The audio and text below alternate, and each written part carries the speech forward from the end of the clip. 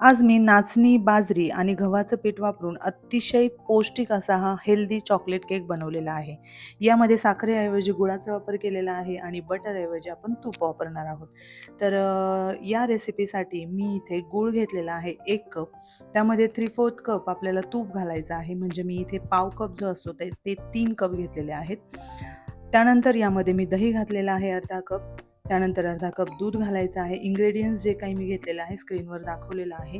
Cocoa powder घ्यायची आहे, चाळून घ्यायची आहे. इथे मी अर्धा कप गव्हाचं पीठ, अर्धा कप नाचणीचं आणि अर्धा कप बाजरीचं पीठ घेतलेलं आहे. त्यानंतर पाव कप डार्क चॉकलेट घ्यायची आहे आणि अर्धा कप दुधामध्ये मेल्ट करून घ्यायची आहे ती. थोडंसं थंड झाल्यानंतर आपल्याला यामध्ये मिक्स करायचं आहे. मीठ घालायचं आहे यामध्ये चवीनुसार आणि त्यानंतर बेकिंग पावडर आणि बेकिंग सोडासुद्धा ॲड करायचा आहे. कन्सिस्टन्सी आपल्याला या स्मूथ अशी या पद्धतीने झालेली पाहिजे. त्यानंतर आता मी इथे मायक्रोवेव्हला 6 मिनिटासाठी हा केक बेक करून घेणार आहे आणि त्यानंतर एअर फ्रायरमध्ये देखील हा केक आपण बेक करणार आहोत. त्यासाठी मी एअर फ्रायर प्रीहीट करण्यासाठी ठेवलेला आहे. तर मायक्रोवेव्हमधला केक रेडी झालेला आहे. एअर फ्रायरमध्ये हा केक मी आता ठेवून देते आहे, कारण एअर फ्राय प्रीहीट करून घेतलेला आहे. आता हे 3 कपसुद्धा मी तयार केले होतं, कारण बॅटर उरलं होतं, तर 3 कप मी 1-1 मिनिटासाठी मायक्रोवेव्हला लावून दिले होते.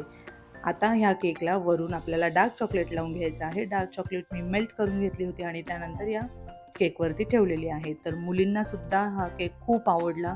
अजिबात बाजरी आणि नाचणीचा केक आहे असं त्यांना वाटलं नाही. खूप एन्जॉय केला त्यांनी केक. आणि त्यानंतर आता एअर फ्रायरमध्ये मी 12 मिनिटासाठी हा केक बेक करण्यासाठी ठेवला होता. तर हा केक माझा तयार झालेला आहे. जर तुम्ही वन टाईम सगळं जे बॅटर आपण तयार केलेलं आहे ते एकदाच फक्त एअर फ्रायरमध्ये बनवणार असाल तर तुम्हाला जास्त वेळ इथे लागू शकतो.